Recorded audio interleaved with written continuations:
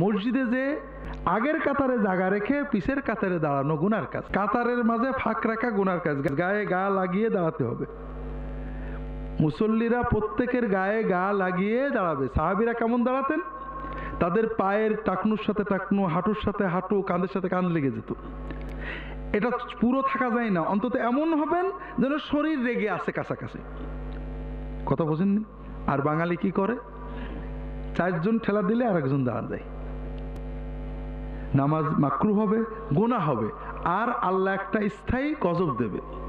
কাতারে ফাঁক রাখলে আল্লাহ মুসলমানদের অন্তরের ভিতরে ফাঁক তৈরি করে দেয়, মানে পরস্পর মতভেদ, ঝগড়া তৈরি হয়ে যায়। এটা একটা গজব। 2 নম্বর, আগের কাতারে জায়গা রেখে পরের কাতারে দাঁড়ানো, এটা গুনার কাজ।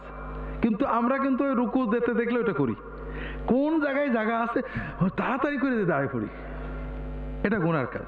আপনি শান্তভাবে যাবেন, দেখবেন কোথাও জায়গা আছে কিনা, কাতারে হেঁটে যাবেন। লস কি? আপনি যতগুলো পদক্ষেপ পা ফেলবেন প্রত্যেক পায়ে সওয়াব হবে। বিশেষ করে কাতারের ফাঁক পূরণের জন্য হাঁটা, রাসূলুল্লাহ সাল্লাল্লাহু আলাইহি ওয়াসাল্লাম বলছেন যে এর চেয়ে বেশি সওয়াবের হাঁটা আর নেই।